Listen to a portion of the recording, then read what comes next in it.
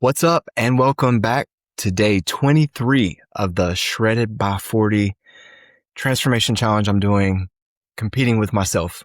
My birthday's October 15th. I'm entering into my fourth decade of life, and I said I want to do that as shredded as I've ever been before, which was back in 2023 when I weighed about 196. I was doing I want abs contest challenge, placed top 20, got really lean, but did it the wrong way, which brings me to what I want to chat with you about is the mistakes that I made that time around that I'm going to avoid this time.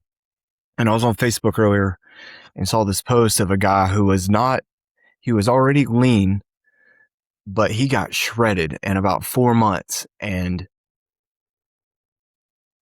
the things he outlined, what he did, they were very common sense and sensible things. And it just reminded me of how I did none of those things the first time around. So first thing being, he said, and I mentioned this a few days ago, that as the calories come down, the intensity, you want that gap between not to widen too much, because then you're going to exhaustion.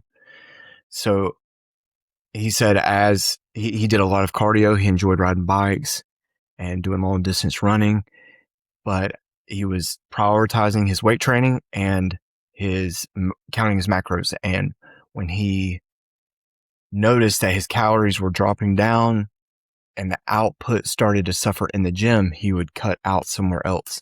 And that is something that I did not do the first time around. In fact, I did the opposite, which I think seems logical to most people. Okay, I've cut down my calories. I'm getting towards the end of this cut. I need to be as lean as I possibly can be.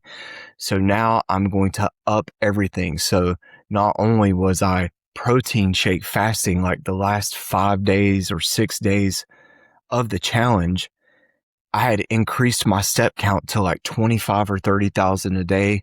Plus I was doing cardio and working out most days. And let's just say that I am feeling as lean as I was then, even though I've put on more muscle. I'm almost where I was then, but I feel amazing right now. I don't have any of the aches and the pains, and I'm not feeling lethargic. Now, we're nowhere near where we want to be shredded wise, but I'm just saying, compared to 2023, I'm getting pretty close, I feel like, to that physique.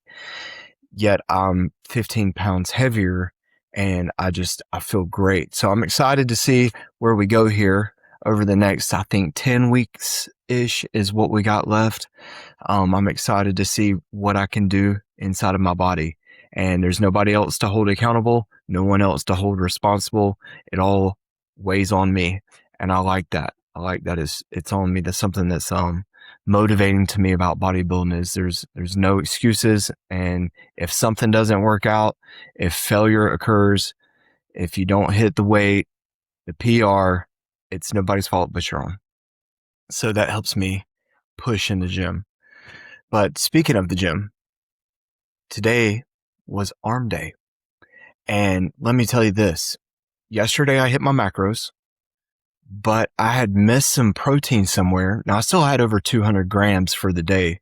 So I'm cool with that. Like my goal is like 300, and most days I've been hitting close to that.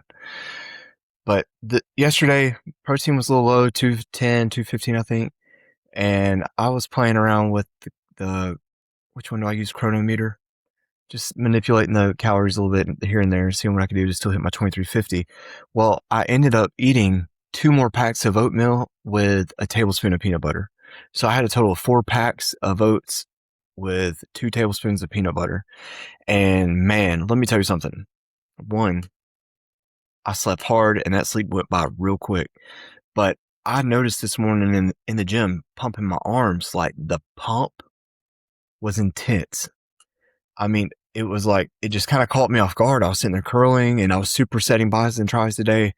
And I was just like, man, I can't bend my arms up as much as I normally can on this curl here. And it was awesome. And I'm thinking it definitely has to do with the fact that I basically doubled my carb count for yesterday.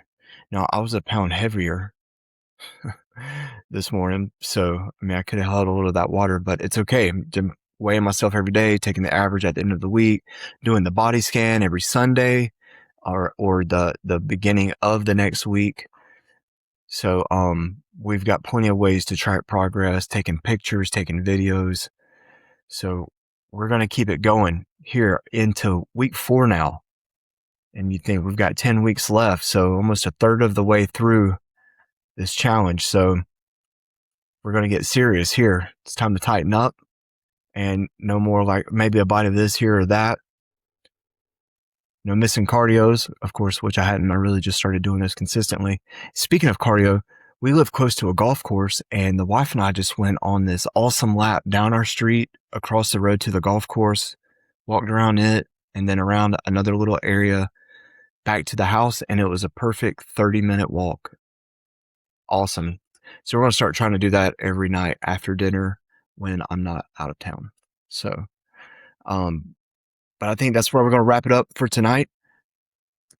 Posted up coming here next is the arm workout from today. I think I just show one set of each move just for reference so you can see what I did, supersetting bis and tris. So you can watch that here now, and I'll see you guys tomorrow.